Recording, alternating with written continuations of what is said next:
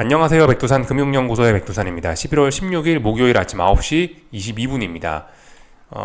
오늘 수능이라서 한국 증시의 개장과 마감이 1시간씩 뒤로 늦춰집니다. 그렇지만 오늘 저의 녹화 시간은 그냥 평상시처럼 그대로 하도록 할게요. 저녁 영상도 비슷한 시간, 아침 영상도 그냥 지금 녹화하고 있습니다. 미국과 유럽 증시는 어제도 상승을 계속해서 이어나갔습니다. 잘 올라가고 있는 거예요.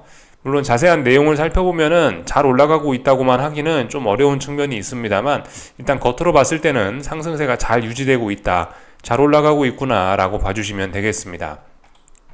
호재에 여러가지 겹 호재에 둘러싸여져 있는 증시입니다. 그래서 쉽게 하락할 생각을 하지 않고 있어요. 여러가지 호재가 뭐가 있었냐, 일단은 시간 순서대로 보자면은 영국의 물가지표가 있었는데 물가지표가 예상치를 하회했습니다. 이거 호재로 받아들여졌겠죠, 당연히요. 근데 예상치를 하회했다는 값이 좀 부담스럽긴 합니다. 여전히 코어 CPI가 5.7이래요. CPI가 4.6이고요. 여전히 높긴 합니다. 이런데도 불구하고 물가 목표치는 2%인데 5점 몇, 4점 몇을 봤음에도 불구하고 일단 근데 시장 참가자들은 좀 금리 인하에 대한, 완화에 대한 기대감을 벌써 강하게 가지고 가고 있습니다. 어제 말씀드렸던 것처럼 또다시 다리가 째지고 있는 그런 느낌이에요. 그 연준의 생각과 중앙은행의 생각과 또 그리고 시장 참가자들의 완화 기대감, 너무 앞서가는 완화 기대감, 이런 것들이 좀 다시 큰 괴리를 만들고 있다라고 볼 수가 있겠습니다. 그래서 물가지표가 낮게 나오는 거 시장이 호재로 작용을 했겠죠. 그리고 여러 가지 있었는데 좀 제끼고, 미국에 있는 물가지표와 미국의 소매 판매 지표가 발표가 됐습니다. 이게 어젯밤의 핵심이었는데요. 미국의 물가지표는 예상치를 많이 하회했습니다. 그래가지고 보시다시피 이렇게 많이 하회했어요. 근데 이건 이제 PPI라서 미치는 영향은 조금 좀 적었습니다. CPI가 중요하죠, 그죠? PPI는 어쨌든 물가의 기준이 아니다. 연준이 생각하는 그런 기준은 아니긴 합니다. PPI가 하여튼 크게 떨어지면서 어떤 그 완화에 대한 기대감을 더욱더 부추긴 감이 있습니다. 그리고 소매 판매 같은 경우는 살짝 둔화가 됐는데요. 이 적절하게 둔화가 됐다라고 보시면 좋을 것 같아요. 적절하게 둔화. 경기 침체를 우려할 만큼의 큰 둔화도 아니고, 또 그리고 너무 크게 올라간 것도 아니고 그냥 딱 적절한 값이 나와서 증시가 매우 우호적이었다. 증시에 매우 우호적이었다라고 생각하시면 좋을 것 같습니다. 이런 지표들이 나왔고요. 그 지표들에 묻혀서 좀 중요도는 좀 떨어지긴 했는데, 그 엠파이어 스테이트 제조업 지표가 발표가 됐는데 예상치가 마이너스 2.8이었는데 9.1 나왔다. 이런 것도 미국 경제가 튼튼하다라는 하나의 좋은 호재로서 작용을 했습니다. 그래서 이런 지표들이 좀 나왔다라고 우리가 알 수가 있을 거고요. 그리고 어제 그 바이든하고 시진핑이 만났잖아요. 정상회담 했잖아요. 이런 거에 대한 이런 거에 대한 기대감도 시장에 긍정적으로 영향을 미쳤을 겁니다. 지금 이미 진행 중인지 앞으로 이제 할 건지 정확하게 제가 시간은 잘 모르겠는데요. 근데 이제 이 미중 정상회담 발표를 앞두고 있다라고 합니다. 제가 알기로는 아침 9시 15분에 예정이라는데, 미국 현지 상황에 따라서 바이든 대통령의 일정에 따라서 조금씩 딜레이 되거나 좀 빨라지거나 그럴 수 있겠죠. 하여튼 이런 이벤트까지 해서 아주 그냥 여러 가지 엄청난 기대감들이 많이 있다. 호재에 둘러싸여져 있는 증시는 매우 좋은 모습을 보이고 있다라는 겁니다. 그래서 미국 증시 상승 마감했다라는 걸 볼 수가 있겠고요. 다만 이제 여기서 이렇게 보고 끝내면 안 되죠, 그죠? 우리는 조금 자세한 내용을 들여다볼 필요가 있겠습니다. 미국 증시 내용이에요. 상승 마감한 거 맞죠? 근데 내용이 조금 부진합니다. 보시다시피 다우는 하루 종일 올랐다 치는데 나머지 지수들이 보시면 올랐다 빠졌어요. 그래서 가만히 보시면 시가가 여기고 종가가 여기죠. 시가가 여기고 종가가 여기입니다. 다들 이거 음봉 마감을 했네라는 거를 우리가 좀 확인을 할 수가 있겠어요. 러셀 지수는 양봉 마감했네요, 그죠? 근데 러셀도 크게 올랐다가 밀렸기 때문에 이 위에 꼬리가 더 강조가 돼 보이는 좀 그런 모습입니다. 그래서 어제 미국 증시는 상승 마감한 거 맞다. 근데 자세히 내용을 들여다보니까 이거 상승으로서의 의미보다는 음봉으로 마감을 하는 등 이거 오히려 매도세가 누적이 되고 있네 라는 생각을 좀 해야 되겠습니다. 이게 어떤 실질적인 의미라고 할 수가 있겠어요. 지수가 올랐으니까 상승 종목 수는 더 많았을 수 있고, 그런데 상승 종목 수가 얼마 되지 않는다, 이런 게 일단은 어젯밤 증시의 좀 실제적인 모습이라고 볼 수가 있겠습니다. 내용이 좀 안 좋았다. 겉으로 보긴 좋았지만 내용이 좀 안 좋았다. 이렇게 볼 수가 있겠습니다. 참 어제 등장한 여러 가지 호재들 중에 깜빡하고 이야기 안 한 게 있는데 타겟 좋은 기업 실적을 발표했습니다. 타겟이라는 회사가요. 그래서 얘가 17.75% 급등했네요. 그죠? 이런 것도 시장에 긍정적인 영향을 분명히 미쳤을 겁니다. 그죠? 그래서 아주 겹호재였다. 호재를 이렇게 많이 끼고도 증시가 못 올랐네 라는 거는 독특한 점이라고 할 수가 있겠습니다. 그래서 일단 여기까지 봤고요. 잠시 좀 말하는 순서가 조금 좀 뒤죽박죽이긴 한데 잠시 좀 Fear and Greed 인덱스를 좀 보겠습니다. 이거 심리 지표죠. 대표적인 심리 지표인데요. 53까지 올라왔네요. 그죠? 지난번에 한 20 아래로 잠깐 떨어졌었던 것 같은데 거의 20 부근까지 갔었던 것 같은데 급속하게 올라와서 지금 53이 됐습니다. 이런 지표를 보실 때는 좀 이렇게 좀 생각을 하셔야 될 것 같아요. 이런 지표의 한계성을 좀 잘 생각을 하셔야 될 것 같습니다. 이 지표는 좀 비교적 단기, 제가 봤을 때는 몇 주에서 한 달, 그 정도의 심리를 보여준다라고 생각하시면 좋을 것 같아요. 그래서 사실 어떤 초단기적인 지금의 이런 움직임은 이 지표가 완벽하게 이 지표가 잘 보여주지 이 지표가 잘 보여주지 못하고 있다라고 생각이 됩니다. 지금 이 초단기적인 흐름들은 사실 이거는 이건 제 생각에 이거는 지금 익스트림 그리드까지 올라왔다라고 생각하시면 될 것 같아요. 초단기적인 흐름은요. 근데 물론 그렇다고 이 지표가 완전 말이 안 된다 그런 건 아닙니다. 이 지표도 잘 활용을 할 수 있어요. 저의 경험상 웬만한 이것도 어떤 보조지표라고 할 수 있겠죠. 이러한 보조지표들은 어떻게 보시는 게 좋냐면은 중간값이 있어요. 중간값. 그러니까 박스 이런 보조지표들은 보통 0에서 100이나 아니면은 하여튼 이런 어떤 범위를 갖지 않습니까? 이 범위에서 절반 정도 되는 값이 어떤 중요한 저항으로서의 역할을 해요. 이 지표가 어떤 지표이든 간에 보통 가운데 값 이런 것들이 좀 큰 영향을 좀 미치긴 합니다. 그래서 지금 사실 이 지표가 가운데까지 올라왔다라는 이것도 사실 굳이 의미를 부여하자면 좀 의미를 부여할 수도 있을 것 같긴 해요. 그래서 지금 솔직히 개인적인 생각으로는 지금 초단기적으로는 익스트림 그리드까지 올라왔는데 이 지표는 좀 보통 몇 주나 한 달, 두 달 이 정도 단위의 좀 단기적인 심리를 반영을 하는 거라서 이 지표에는 지금 현재 초단기적인 심리는 잘 반영이 되지 않고 있다라고 개인적으로 좀 생각이 되고요. 그러나 분명 이 값도 의미가 있다라고요. 왜냐하면 지금 이제 100에서 0 사이의 값을 갚는 값인데 이게 50까지 올라왔다. 통상적으로 이 값은 한 80에서 20 사이에서 왔다 갔다 하죠. 근데 사실 중간 정도까지 올라왔으니까 이 자리는 중요한 저항입니다. 이런 자리에서 다시 꺾일 수도 있다라는 생각은 좀 해보는 게 합리적일 것 같아요. 그래서 일단 요 이야기를 잠깐 먼저 드려봤고요.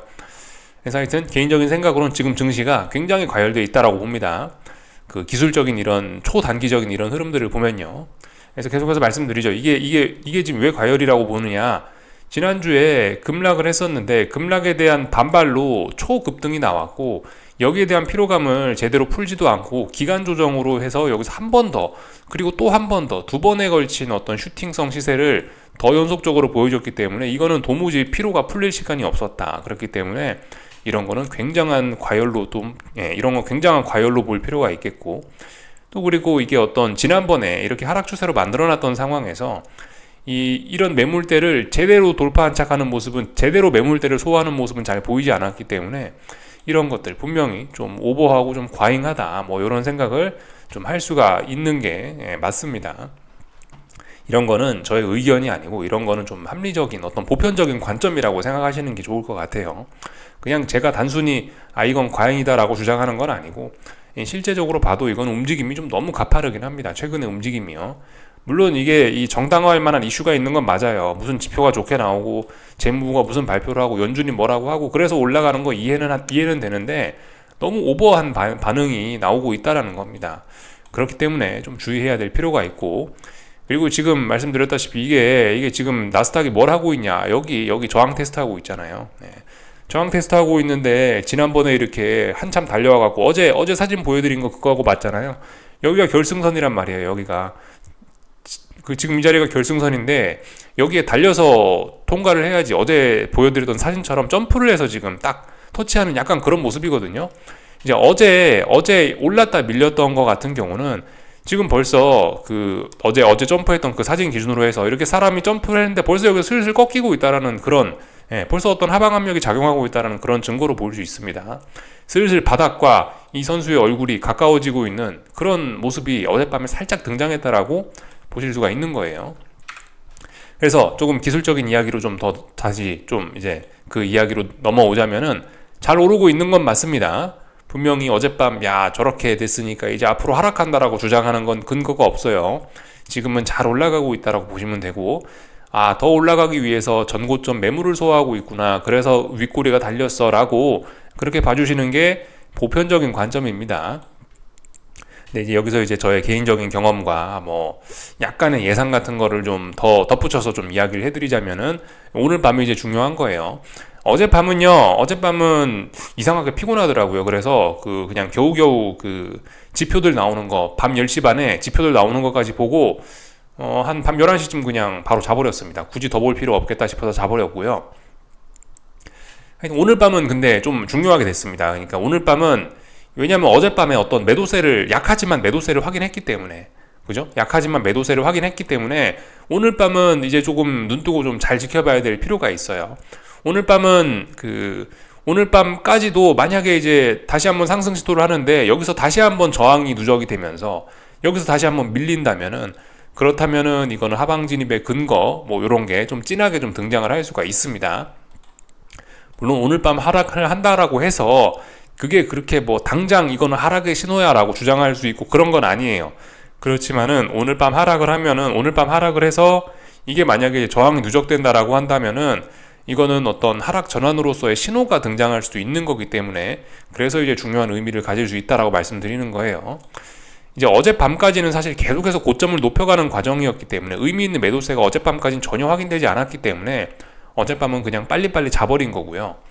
이제 오늘은 어제 등장했던 약한 매도세가 있지 않습니까? 이제 그거에 머리끄댕이를 붙잡고 이제 우리가 확인을 해볼 필요가 있는 날인 거예요.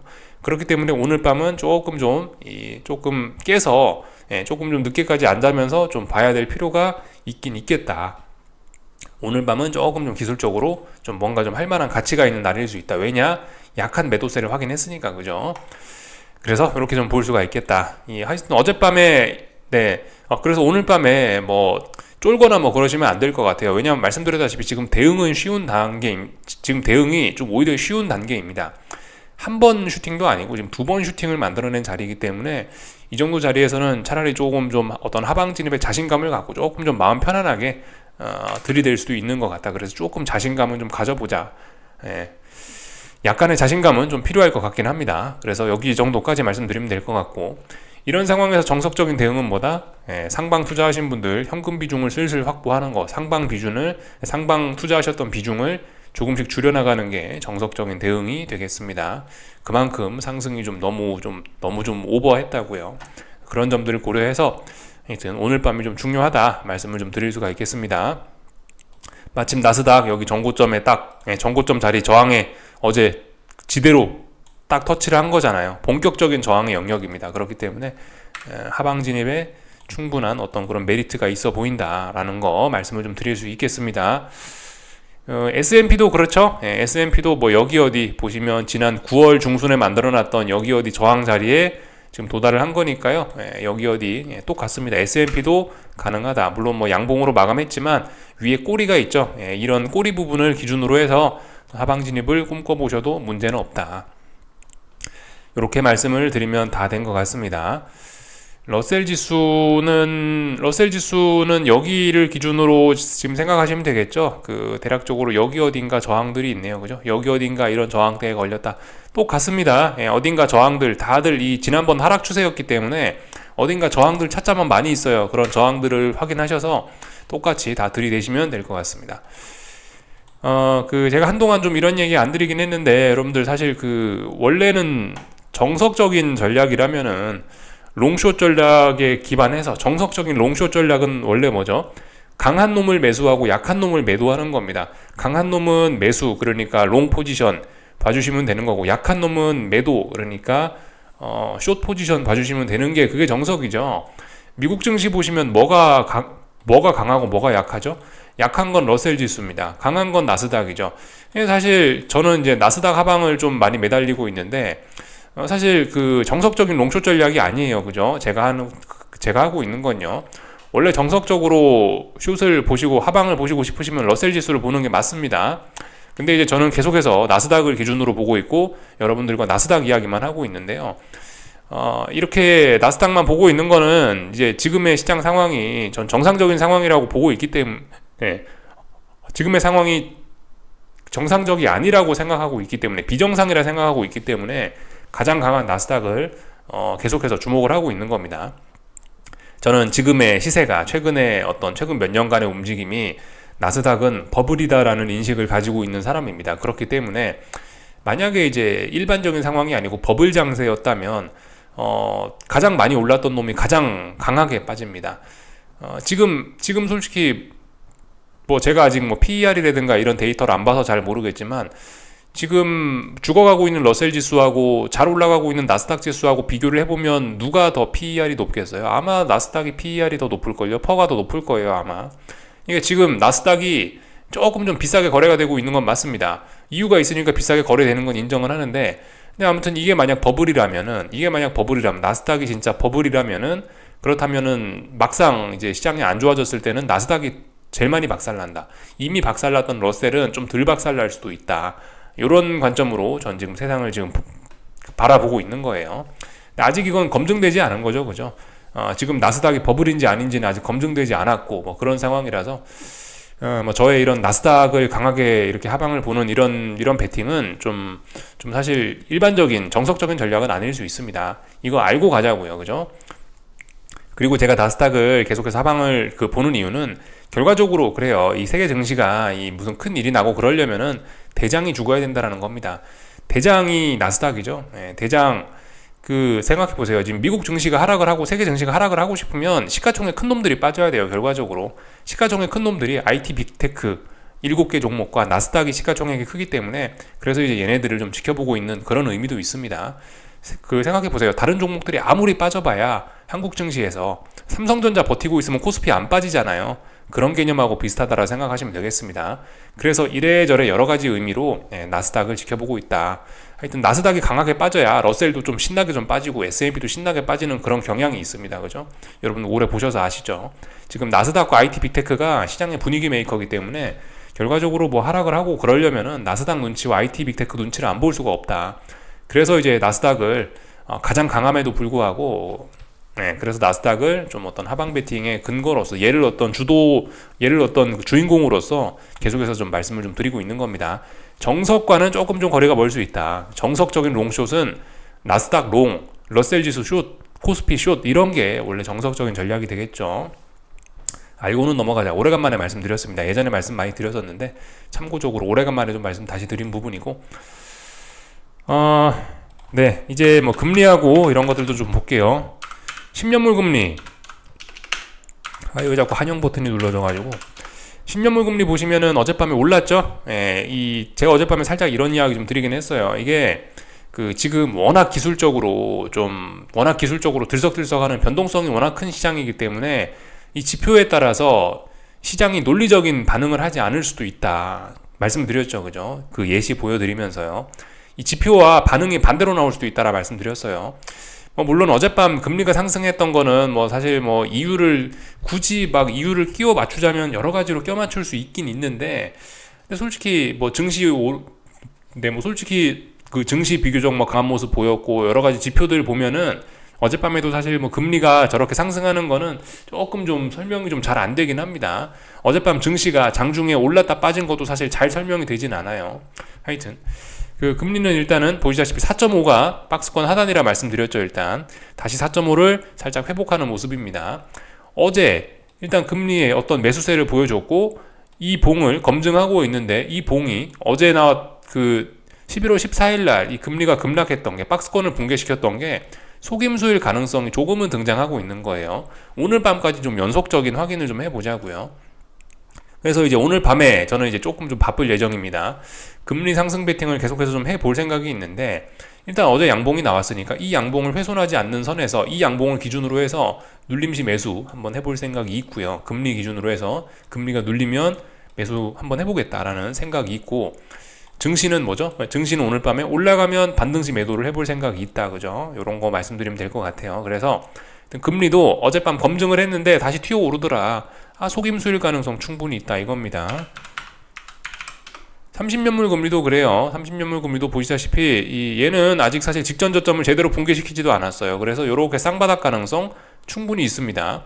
지난번에 여긴 단기 바닥이었지만 이렇게 쌍바닥이 확실히 만들어지면 이거는 중장기적인 바닥이 될 수 있는 거예요. 그리고 어제 뭐 2년물 금리들도 뭐 조금 움직였는데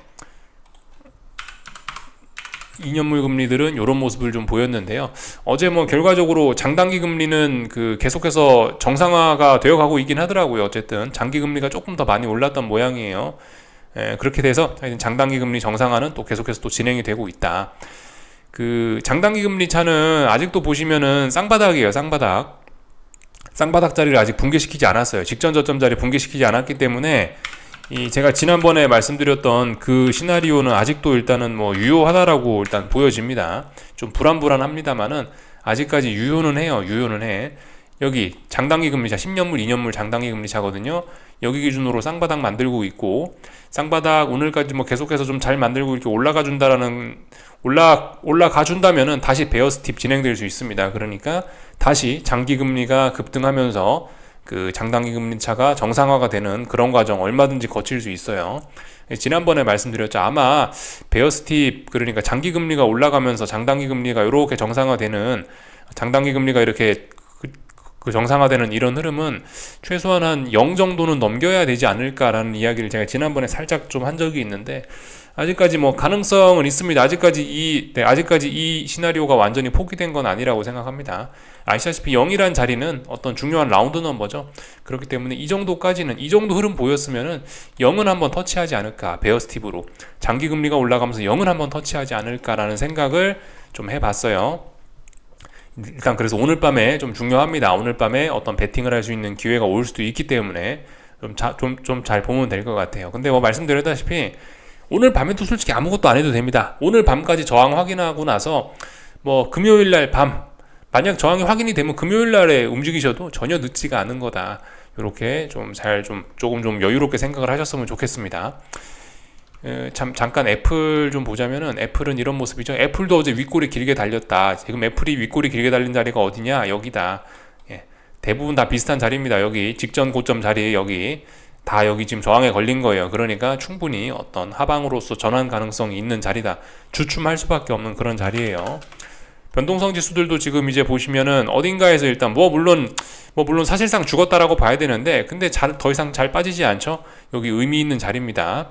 요렇게 해서 지금 또다시 상승 추세가 계속해서 또 갈 수 있는 거예요. 잘 봐야 되는 지금 매우 중요한 그런 자리라고 볼 수 있겠습니다. 이게 물론 변동성 지수는 계속해서 죽고 있는데, 지금 이게 변동성 지수가 죽고 있는 거지 시장의 변동성이 줄어들었다라고 함부로 이야기하기는 어렵죠. 변동성 자체는 지금도 난리가 아닙니다. 지금도 엄청나게 변동성은 큽니다. 말씀드렸죠. 이렇게 큰 변동성은 하방 보시는 분들께는 이거는 굉장히 긍정적인 신호다. 채권 시장의 변동성이 난리가 나 있고 증시의 변동성이 줄어들지 않고 있는 이런 모습은 어쨌든 증시 하방, 세상이 뭔가 안 좋아진다라는 좀 어떤 부정적인 신호로 봐야지, 저거는 결코 긍정적인 신호는 아닌 겁니다. 금융시장의 변동성은 줄어들어 있는 것이 세상의 이로운 법입니다. 근데 지금 이롭진 않다. 무심코 봤는데 천연가스는 몇 거래일 동안 여기서 또 하방 경직성 만들고 있네요. 지난번에 한 3거래일 확인하고 올라갔거든요. 또다시 한 3, 4거래일 정도 확인은 했습니다. 하방 경직성은 만들어 놨네요.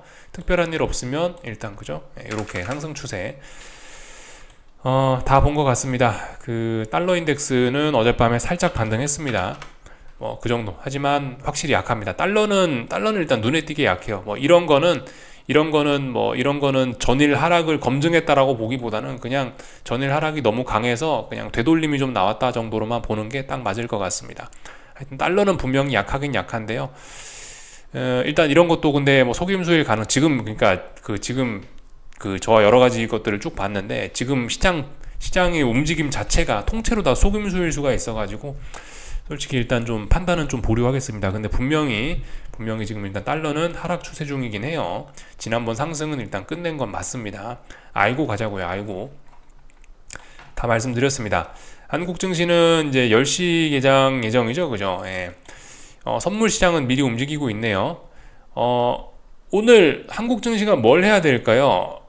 여기 전일 확인했던 저항 다시 재차 테스트하겠죠. 335 중요한 자리입니다. 335. 어젯밤 미국 증시가 올랐다 빠졌으니까 뭐 한국 증시도 비슷한 흐름 가지 않을까라고 일단 뭐 추측은 되는데, 이게 워낙 변동성이 큰 좀 비이성적인 시장이라 갖고 솔직히 뭐 잘은 말씀은 좀 잘 못 드리겠습니다. 제가 어제 저기 풋옵션 모양 말씀드리면서 그러한 뭐 패턴이 있다라고 좀 말씀드렸던 거 기억나시나요? 이제 오늘 그 관점으로 한국 증시 좀 보시는 것도 괜찮을 것 같은데, 자, 풋옵션입니다. 풋옵션. 오늘 뭐 보니까 살짝 풋옵션이 갭상승할 모양인데, 그러니까 선물은 살짝 갭하락 출발을 할 모양인데, 어째 하락 출발? 하여튼 뭐 그렇네요. 이런 예정인데, 지금 일단 풋옵션 시가 정도는 괜찮습니다. 예, 어제의 그 어제의 저가와 고가 사이에서 적당히 중간 정도에서 딱 시작을 하는 모습인데요.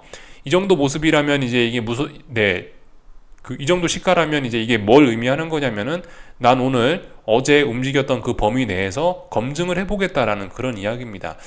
뭐 물론 시장 분위기가 워낙 강하기 때문에 선물이 이런 상황에서 위쪽으로 더 돌파 안착할 가능성도 좀 매우 높게 봐야 되는 그런 자리이긴 한데요. 근데 솔직히 이런 상황에서 더 올라가고 싶은 생각이 있었으면은 아마 시작부터 갭상승 출발해서 어제의 고점을 넘어갔을 거예요. 근데 일단 시작부터 갭상승 출발하는 모습은 아닌 것 같으니까, 일단 장초반 분위기가 일단 그렇게 좋은 것 같진 않으니까, 결과적으로 이거는 오늘 어제 만들어놨던 봉에 진위를 테스트하겠다, 어제 만들어 놓은 봉을 검증하겠다라는 의미인 것 같습니다. 좁은 범위 내에서요. 어제 만들어놨던 저점과 고점 내에서 이 어제의 가격대를 검증하겠다라는 그런 의미로 일단 보입니다. 이게 일단 오늘의 한국 증시 컨셉으로 보이고요. 그렇다면은 이제 오늘 여기서 열심히 검증을 할 건데요.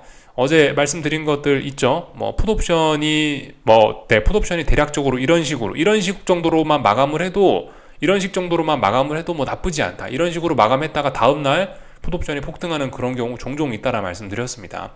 물론 근데 이렇게 마감하지는 않겠죠. 그죠? 아마 윗꼬리 아랫꼬리 오늘 열심히 테스트할 겁니다. 어제의 저점, 어제의 고점, 선물도 어제의 저점, 어제의 고점 열심히 테스트해서 여기서 힘 테스트를 할 거예요. 그래서 이 종가가 어떻게 나오느냐가 사실 굉장히 중요할 겁니다. 네, 그렇게 해서 하여튼 뭐 잘 마감이 된다라고 한다면은 또 하방 진입으로서의 어떤 약한 신호가 등장할 수도 있는 것이겠죠. 그러니까 오늘 열심히 싸우는 날이에요. 그래서 하여튼 오늘 만약에 이제 내가 하방 진입을 생각한다라고 하시는 분들은 그 반등시 매도 전략, 어제 일단 어딘가를 못 넘고 일단 찔끔 밀리는 이런 모습 보였잖아요. 또 그리고 풋옵션이 어딘가 빠지다가 말았잖아요. 그러니까 이런 자리들을 활용하셔갖고 반등시 매도 전략을 하자면 할 수 있을 것 같습니다. 오늘 조금 좀 욕심 있으신 분들은 조금 좀 열심히 봐주시면 좋을 것 같고요. 어제 일단 한국 증시 물론 올랐지만 좀 비리비리 했으니까, 어제 비리비리 했던 걸 기준으로 해서 열심히 보실 분들은 조금 열심히 보시면 좀 좋을 것 같고요. 아니면은 장 마감할 때쯤 슬쩍 오셔갖고 보시고 나서 뭐 베팅을 하셔도 되는 거고. 하여튼 오늘도 사실 좀 빠를 수 있습니다. 사실 뭐 내일 해도 뭐 큰 문제는 없다라고 생각을 해요. 그래서 하여튼 조금 열심히 하실 분들은 오늘 좀 열심히 보시라라는 이야기를 좀 드리고 싶습니다. 오늘 원달러 환율은 계속해서 이 바닥 테스트를 이어나가겠죠. 계속해서 바닥 테스트, 여기 쌍바닥 테스트를 계속해서 이어나갈 예정입니다. 잘 봐야 돼요. 여기는 중장기적인 바닥이 될 가능성도 있습니다. 물론 지금 지지력은 안 보입니다만은 여기서 지지력을 확보를 하면 지금 지난번에 이 자리는 이제 중장기적인 바닥으로 의미가 업그레이드 됩니다. 여기까지 오늘 한국 증시 잘 살펴보자. 뭐 비교적 기술적으로 중요한 날들이 다가오고 있다 말씀을 좀 드려봤습니다. 궁금한 거 리플 남겨주시고요. 여기서 마치겠습니다. 오늘 저녁에 뵙도록 할게요.